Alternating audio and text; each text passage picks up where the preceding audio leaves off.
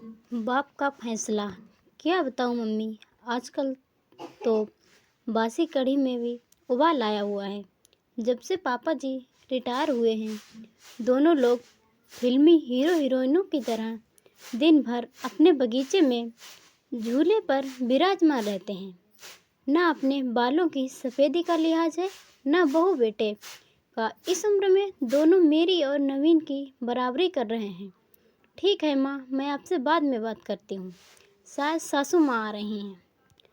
सासू माँ ने बहू की बातें कमरे के बाहर सुन ली थीं, पर नज़रअंदाज करते हुए खामोशी से चाय सोनम को दे दी।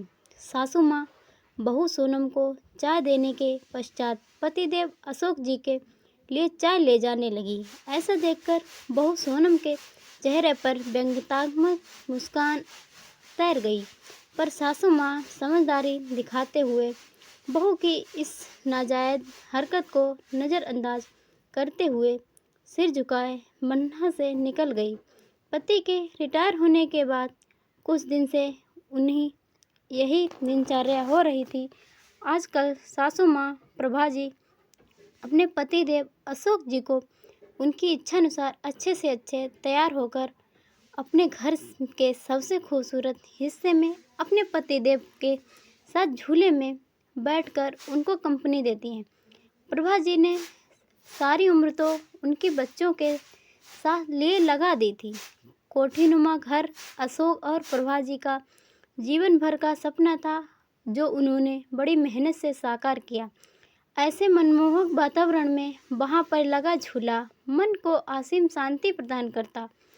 पहले वह और अशोक इस मनमोहक जगह में कम समय के लिए ही बैठ पाते थे। प्रभा अनमनी होती तो अशोक बड़े जिंदा दिल शब्दों में कहते, पार्टनर, रिटायरमेंट के बाद दोनों इस झूले के साथ बैठेंगे और खाना भी साथ में ही खाएंगे। आपकी इस शिकायत हम दूर कर देंगे। फिलहाल हमें बच्चों के लिए जीना है। बच्चों के करियर पर बहुत कुछ बलिदान करना पड़ा। खैर, अब बेटा अच्छी नौकरी में था और बेटी भी अपने घर की हो चुकी थी। रिटायरमेंट के बाद घर में थोड़ी रौनक रहने लगी थी। अशोक जी को भी घर में रहना अच्छा लग रहा था। पहले तो बड़े पद पर थे, तो कभी उनके कदम घर में टिकते ही नहीं थे, लेकिन उनकी बहू सोनम अपने पति नवीन को उसके माता पिता के लिए ताने देने का मौका न छोड़ती।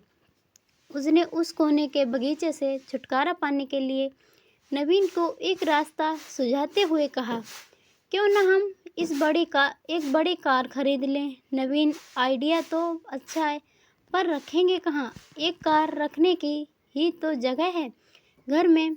नवीन थोड़ा चिंतित स्वर में बोला, जगह तो है ना, वो गार्डन तुम्हारा, जहाँ आजकल दोनों लव बर्ड्स बैठते हैं। सोनम व्यंग्यात्मक स्वर में बोली, थोड़ा तमीज़ से बात करो। नवीन क्रोध से बोला, लेकिन फिर भी सोनम ने अपने पति को पापा जी से बात करने का मन बना लिया। अगले दिन नवीन कुछ कार की तस्वीरों के साथ शाम को अपने पिता के पास गया और बोला, पापा, मैं और सोनम एक बड़ी कार खरीदना चाहते हैं। पर बेटा, एक बड़ी गाड़ी तो घर में पहले ही है, फिर उस नई गाड़ी भी रखेंगे भी कहाँ? अशोक जी ने प्रश्न किया। ये जो बगीचा है, कहीं गैरेज बनवा लें। वहीं भी सोनम से तो इसकी देखभाल होने से रही। और मम्मी कब तक देखभाल करेंगी? इन पेड़ों को कटवाना ही ठीक रहेगा। वैसे भी ये सब जड़ें मजबूत कर घर की दीवारें कमज़ोर कर रहे हैं। यह सुनकर प्रभा तो वहाँ कुर्सी पर सीना पकड़कर बैठ गई। अशोक जी ने क्रोध में को काबू करते हुए कहा, मुझे तुम्हारी माँ से भी बात करके थोड़ा सोचने का मौका दो। क्या पापा, मम्मी से क्या पूछना? वैसे भी इस जगह का इस्तेमाल भी क्या है? नवीन थोड़ा चिड़चिड़ा कर बोला, आप दोनों दिन भर इस जगह बगैर कुछ सोचे समझे 4 लोगों का लिहाज किए बगैर साथ में बैठे रहते हैं।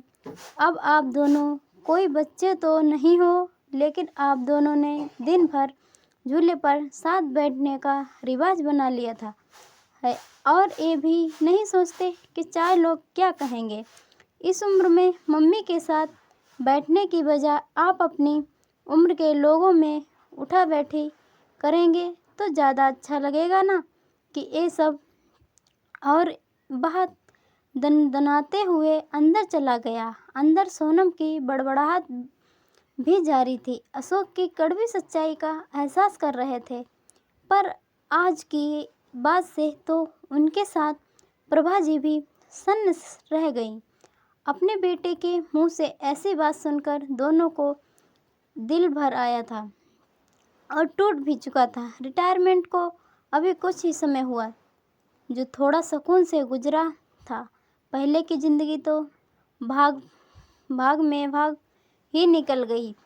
बच्चों के लिए सुख साधन जुटाने में अशोक जी आज पूरी रात हुकूमतों में लग गए। कुछ सोचते हुए, कुछ समझते रहे और कुछ योजना बनाते रहे। लेकिन सुबह जब वे उठे तब बड़े शांत और प्रसन्न थे। वे रसोई में गए और खुद चाय बनाई। कमरे में आकर पहला कप प्रभा को उठाकर पकड़ाया और दूसरा खुद पीने लगे। आपने क्या सोचा? प्रभा ने आंसू लहजे में पूछा। मैं सब ठीक कर दूंगा, बस तुम धीरज रखो, अशोक बोले। पर हद से ज़्यादा निराश प्रभा उस दिन पौधों में पानी देने में न निकली और ना ही किसी से बात की। दिन भर सब सामान्य रहा, लेकिन शाम को अपने घर के बाहर टू लेट का बोर्ड टंगा देख नवीन ने चौकन्ने स्वर में कहा। अशोक से प्रश्न किया, पापा मना की घर में बड़ा है तो टॉयलेट का बोर्ड, इसीलिए अगले महीने मेरे स्टाफ के मिस्टर गुप्ता रिटायर हो रहे हैं तो वो इसी घर में रहेंगे, उन्होंने शांतिपूर्ण तरीके से उत्तर दिया। हैरान नवीन बोला, पर कहाँ तुम्हारे पोर्शन में? अशोक जी ने सामान्य स्वर में उत्तर दिया।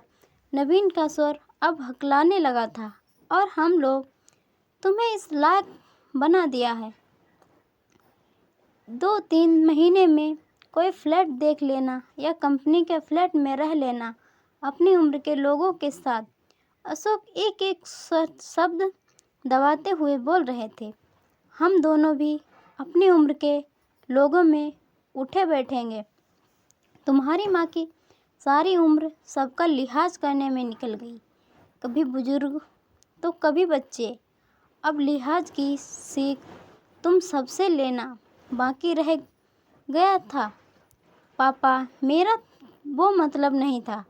नवीन सुर झुकाकर बोला, नहीं बेटा, तुम्हारी पीढ़ी ने हमें भी प्रैक्टिकल बनने का सबक दे दिया।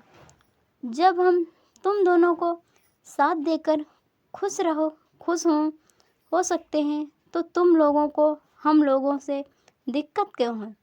इस मकान को घर तुम्हारी माँ ने बनाया। ये पेड़ और इनके फूल तुम्हारे लिए मांगी गई ना जाने कितनी मनौतियों के साक्षी हैं। तो यह अनोखा कोना छीनने का अधिकार मैं किसी को भी नहीं दूंगा। पापा आप तो सीरियस हो गए। नवीन के स्वर अब नम्र हो चले थे। ना बेटा, तुम्हारी माँ ने ना जाने कितने कष्ट सहकर, कितने त्याग करके मेरा साथ दिया। आज इसी के सहयोग में मेरे सिर पर कोई कर्ज नहीं है, इसीलिए सिर्फ एक कोना ही नहीं, पूरा घर तुम्हारी माँ का ऋणी है। घर तुम दोनों से पहले उसका है, क्योंकि जीभ पहले आती है ना कि दांत। जब मंदिर में ईश्वर जोड़े में अच्छा लगता है तो माँ बाप साथ में बुरे क्यों लगते हैं? जिंदगी हमें भी तो एक ही बार मिली है, इसीलिए हम इसे अपने हिसाब से एंजॉय करना चाहते हैं।